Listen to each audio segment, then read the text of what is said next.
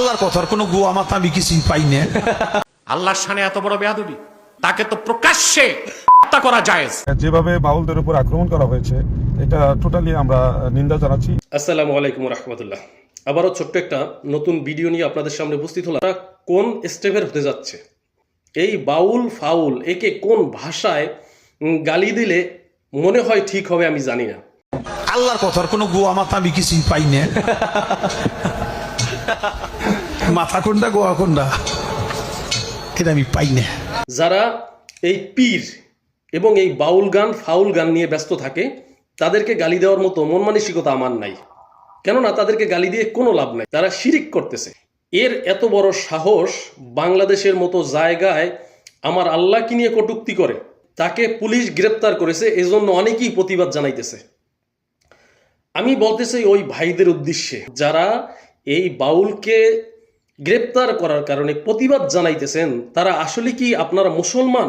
তার অনুসারীদেরকে পিটাইতে খালে নামাইবেন। বলছি ইসলাম কোন উগ্রতা পছন্দ করে না।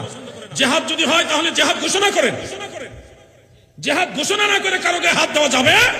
আমরা তাদের ধর্ম পালন করব না, কিন্তু তাদের কাছে বাধা দিতে পারবো না। আমরা আমাদের ধর্মের কথা বলবো, আল্লাহ যাদেরকে কবুল করে তারা হেদায়েতের দিকে আসবে, কিন্তু কারো ধর্মের ব্যাপারে বাড়াবাড়ি করা যাবে। আল্লাহ রসুলের জামানায় তো অনেক বিধর্মী আরব, সৌদি আরব যেটা জাজিরাতুল আরবে ছিল।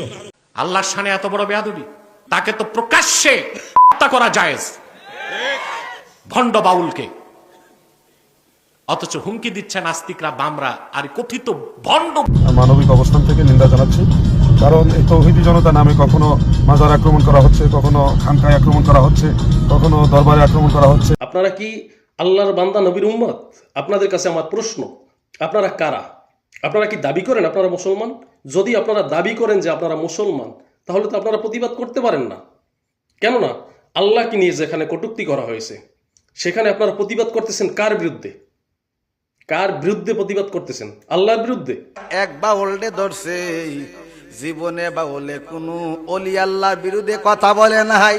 এই আব্বা নবী নিয়ে কথা বলে নাই। বাউল শিল্পী আবুল সরকার নবী মানেনি, অলি আল্লাহ মানিনি, পাক পাঞ্জাতন মানিনি। মনে রাখবেন, এই কথাটা আপনাদের মনে রাখতে হবে যে আল্লাহ ছাড় দেন, ছেড়ে দেন না।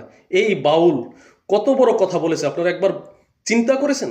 একজন বাউলের একটি নাস্তিকবাদী বক্তব্যকে কেন্দ্র করে বাউলদের প্রতিবাদ সভায় আমাদের তৌহিদি জনতা আক্রমণ করেছে।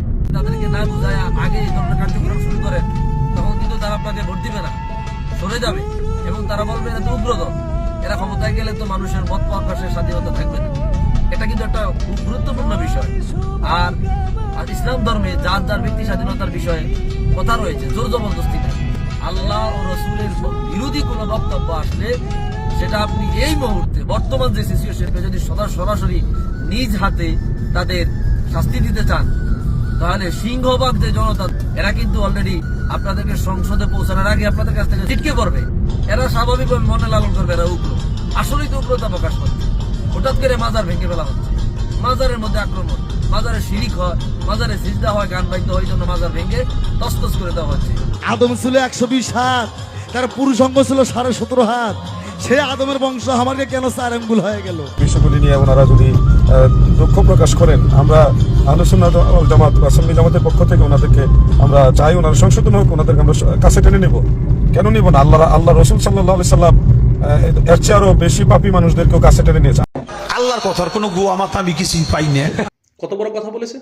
ওকে আইন শৃঙ্খলা রক্ষাকারী বাহিনী গ্রেপ্তার করেছে, এজন্য আমি তাদেরকে ধন্যবাদ জানাই। তারই সাথে সাথে ওর দৃষ্টান্তমূলক শাস্তি আমি কামনা করি।